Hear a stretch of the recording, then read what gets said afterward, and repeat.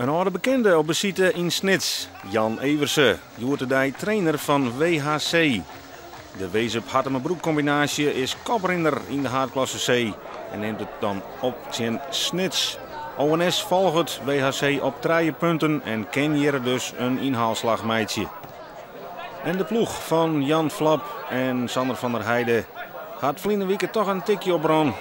2-0 verlies in Deto wil ze eigenlijk beter winnen.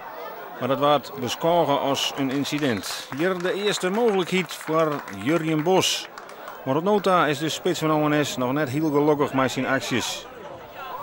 En dan WHC gaat eerst een beetje onder de druk wij. En dan dit moment van Alegeert de Vries. Een onvoorstelbare flater. Want de bal van grote afstand afvuren terug. Yassine Aza stuitert wat raar, maar de keeper liet hem glibberje. En zo staat WHC op 0-1 na 13 minuten. En is Alegeert de man die in gedachten verzonken is. Hoe koert dit barre? Maar ONS kan vanzelfs gewoon op jacht gaan naar de gelijkmaker. En daar weer een kans voor Jurjen Bos. Maar Jurjen Bos die ziet het nog een beetje om de juiste vorm. Hij kan nog net de goals brengen die hem daar dicht winnen. WHC die groeit wat in de wedstrijd en creëert zo nou en dan zelfs een kans. Liek als hier voor Denis Mamudov, maar die had het vizier vies te heen gejochten. En zo is het maar 0-1 die het skoft. Jurjen Bos blijft in de kleedkamer. Hij wordt vervangen door Regilio Holder. En Patrick Goedhart hier in de eerste helft al Biewe Pruksma vervangen. Die vanwege een blessure net verder koer.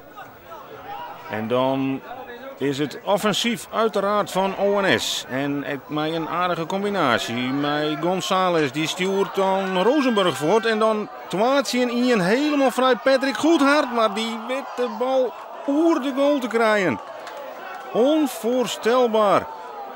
Het zit dan ook aan alle kanten tjen bij ONS. Want zelfs opgelegen mogelijkheden worden net benut. En dan moet het misschien forceerd worden. Rozenburg, mijn aardige actie. Maar hij mist de goal. Het wordt een lastige midje voor ONS, dat is dan al duidelijk.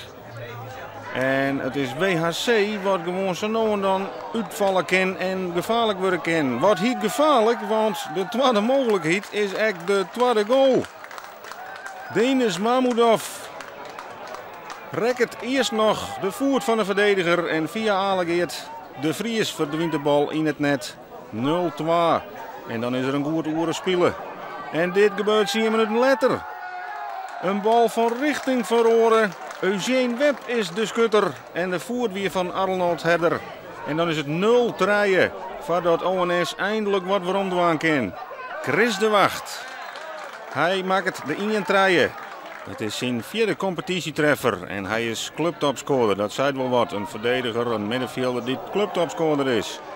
Maar de giftbeker moet leeg, want dit bad in de laatste minuten. De eigen goal van Tim Berger. En dan zit ik alles tjen in één wedstrijd. WHC verstevigt haar koppositie met een 4-1 winning. En ONS, die piekert over de curieuze doelpunten die ze deze wedstrijd zien kregen.